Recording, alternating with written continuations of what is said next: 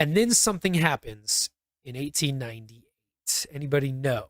The Spanish-American War. Spanish-American War. Well done, son. Yeah, I'm proud of you. So the ship. Oh my gosh, which ship was it?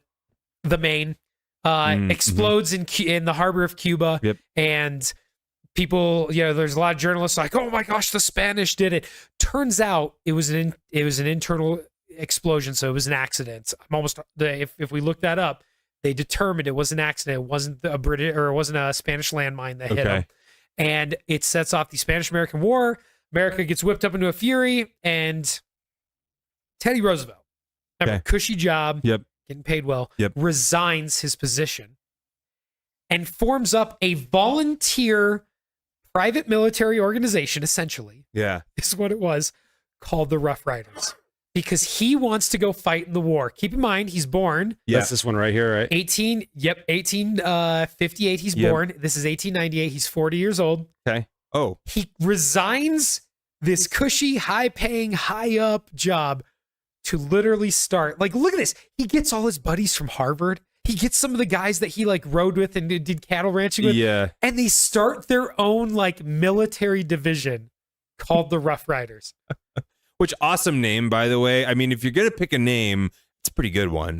Great thing about that is, though, by the time they start heading off to Cuba, they didn't have enough room on the boats for their horses. Yeah. So they didn't even have any horses. They became the Weary Walkers. that was their nickname after the Weary Walkers. But like, first of all, look at the photo. First of all, can you see Teddy Roosevelt front and center, right? Yeah. Teddy always had to, he had to be front and center there. He had a little bit of an ego. Oh yeah. But I mean, I don't know how much you can accomplish if you don't believe in yourself. You know what I mean? Yeah. And his quote, and this is the thing, is I don't know if it's so much ego as it is confidence. Sure, he had a quote about the men that he was with, and he said, most of them were better riders and most of them were better shots, but no one could command them as I could. What a cool quote, right? Like, again, giving that, giving that confidence to your men. Yeah. And knowing your place in the hierarchy, knowing, look, I may be the leader. That doesn't make me the best, but the leader isn't always the best, right? Yeah. It's just a different role. It's a different role, very different role. And Teddy knew how to take that on. That's cool. They, of course, become very famous at the Battle of San Juan Hill and the Battle of Kettle Hill. He also served, a lot of people don't realize this, he served with black regiments.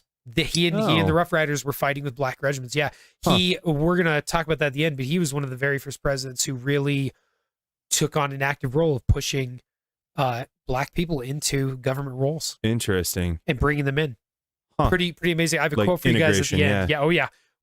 Long before anybody else did. Yeah. And very, I guarantee you that had a part of it. Yeah. When you fight with another, when you're fighting side by side with a man and you got each other's back and you come out of that alive.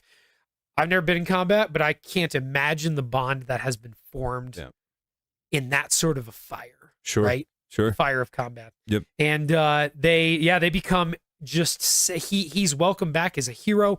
By the way, he ends up getting awarded the Medal of Honor in the year 2001. Dang. Oh. 2001, the United States decided he deserved the Medal of Honor for what he did. And they gave it to him.